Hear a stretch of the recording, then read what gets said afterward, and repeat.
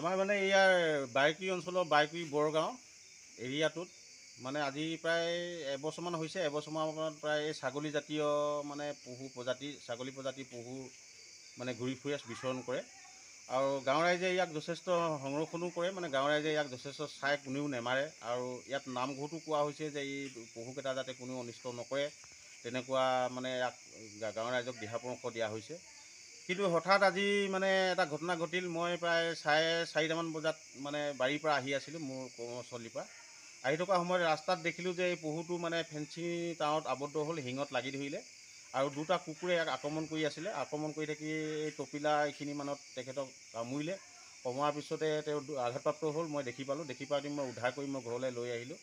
লৈ আহি মই ঘৰত যিখিনি চিকিৎসা কৰিলোঁ, মানে আমাৰ ভেটেৰিনেৰী ডিপাৰ্টমেণ্টৰ পৰা আমাৰ হেল্পাৰ এজন আহিলে, আহি পিনে চিলাই তিলাই কৰি দিলে আৰু বেজী চেজিবিলাক দিছে। গাঁৱৰ ৰাইজেও সকলো আহিলে। গাঁৱৰ ৰাইজে আহি পিনে ইয়াকনি চালে মানে, আৰু গাঁৱৰ ৰাইজে প্ৰত্যেক আগতো দেখি আছে এই পহুটো। এয়া নহয়, দুটা আছে ইয়াত, আমাৰ ইয়াত দুইটা ইয়াতে বিচৰণ কৰি থাকে। গাঁৱৰ ৰাইজে ইয়াক মৰম কৰে এইকেইজনক। কিন্তু এটা কথা হ'ল কি, আজি যেতিয়া বিপদত পৰিলে আমি কথাখিনিতো আমি ঊৰ্ধ্বতম কৰ্তৃপক্ষক জনাব লাগিব। আমি ঊৰ্ধ্বতম কৰ্তৃপক্ষ আমি ফৰেষ্ট ডিপাৰ্টমেণ্টকো আমি জনালোঁ কথাখিনি। ইয়াক আমি অৱগত কৰালোঁ যে আমাৰ ইয়াত এনেকৈ পহু দুটা বিচৰণ কৰে। বিচৰণ কৰাত আজি মানে অলপ দুৰ্ঘটনাত কুকুৰে কামুৰি মানে দুখ পালে। এই কথাখিনি আমি অৱগত কৰি থৈছোঁ বাৰু। কিন্তু কথাটো হ'ল কি, এতিয়া আমি এই চিকিৎসাৰ কাৰণে যদি ফৰেষ্ট ডিপাৰ্টমেণ্টে যদি নিব বিচাৰে, আমাৰ গাঁৱৰ ৰাইজে দি পঠাব। কিন্তু এটা কথা গাঁৱৰ ৰাইজে ইয়াক ক'ব বিচাৰিছে যে ই মানে গাঁৱত ঘূৰি ঘূৰি মানুহৰ সংস্পৰ্শলৈ আহিলে আৰু মানুহৰ ওচৰলৈ একেবাৰে আহে।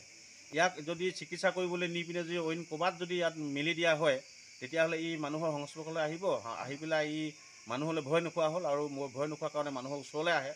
ওচৰলৈ আহিলে বেলেগ হাবিত মেলি দিলে কিন্তু ই বিপদত পৰিব। মানুহৰ মানে ই মাংস কথাতে আছে যে হৰিণাৰ মাংসই বই বুলি আছে, এনেকুৱা বিপদত পৰিব বুলি আমাৰ গাঁৱৰ ৰাইজে ভাবিছে। সেইকাৰণে গাঁৱৰ ৰাইজে কৈছে কি, ফৰেষ্ট ডিপাৰ্টমেণ্টে ইয়াক মানে শুশ্ৰূষা কৰি পিনে পুনৰ আহি আমাৰ গাঁৱতে যাতে ইয়াক আকৌ মুকলি কৰি দিয়েহি। যিহেতু আমাৰ ইয়াৰ লগৰ আৰু এজন আছে, পহু আৰু এটা আছে, সি অকহলীয়া হৈ যাব নহ'লে, যাতে একেলগতে ঘূৰি ফুৰিব পাৰে আৰু গাঁৱৰ ৰাইজে যেনেকৈ আগৰ দৰে ইয়াক চাই থাকিব পাৰে, তেনেকুৱাকৈ আমি ফৰেষ্ট ডিপাৰ্টমেণ্টক অনুৰোধ জনাইছোঁ শুশ্ৰূষা কৰি পুনৰ আমাৰ ইয়াত যাতে ঘূৰাই দিয়ে। আমি সেইটোৱে আমি ঊৰ্ধ্বতম কৰ্তৃপক্ষলৈ অনুৰোধ জনাইছোঁ।